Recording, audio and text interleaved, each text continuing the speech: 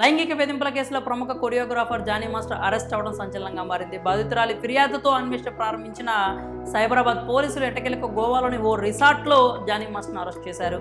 స్థానిక కోర్టులో ప్రవేశపెట్టాక అక్కడి నుంచి నేరుగా హైదరాబాద్లోని ఉప్పరపల్లి కోర్టుకు తీసుకొస్తున్నారు. అయితే జానీ మాస్టర్ను ఏ జైలుకు తీసుకెళ్తారు అనేది ఇంట్రెస్టింగ్గా మారింది. దీనిపై తాజాగా ఓ సమాచారం బయటకు వచ్చింది.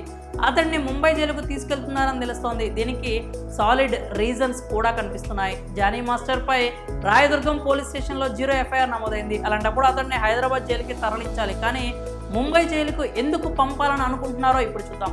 జానీ మాస్టర్ కేసులో రాయదుర్గం పోలీస్ స్టేషన్లో 0 ఎఫ్ఐఆర్ అయితే నమోదైంది. అక్కడి నుంచి నార్సింగ్ పోలీస్ స్టేషన్కు బదిలీ చేశారు. ఆ పిఎస్లోనే కేసును రిజిస్టర్ చేశారు. అయితే బాధితురాలు చెబుతున్న దాని ప్రకారం ముంబై హోటల్లో నేరం జరిగింది.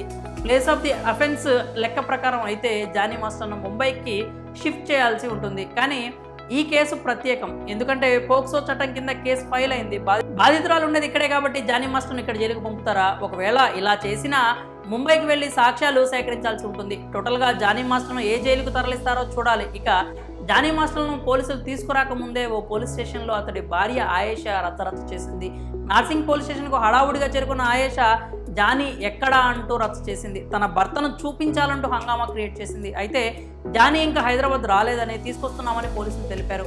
ఆ తర్వాత బయటకు వచ్చిన ఆయేషా మీడియాతో మాట్లాడేందుకు ఆసక్తి చూపించలేదు. ఈపీఎస్లోనే జానీ ఉన్నాడంటూ ఫేక్ కాల్ రావడంతో క్లారిటీ కోసం వచ్చాను అంటూ తెలిపింది. ఆమె పోలీస్ స్టేషన్లో జానీ ఎక్కడా అంటూ రచ్చ చేసిన వీడియో సోషల్ మీడియాలో వైరల్గా మారింది. కాగా జానీ మాస్టర్ అరెస్ట్కు ఆమె భార్యనే కారణమంటూ పుకార్లు కూడా వస్తున్నాయి. భర్త జాడ ఆమె బయట పెట్టడంతోనే పోలీసులు ఆ లొకేషన్కి వెళ్ళి అదుపులోకి తీసుకున్నారని వినిపిస్తోంది. ఇదే తరుణంలో జానీ మాస్టర్ను ఏ జైలుకు తీసుకెళ్తారనే ప్రశ్నలు కూడా తలెత్తుతున్నాయి. మొత్తానికి ఈ కేసులో ఏం జరగబోతోంది అనేది తెలుసుకోవాలనే ఆసక్తి మాత్రం అందరిలోనూ కనిపిస్తోంది.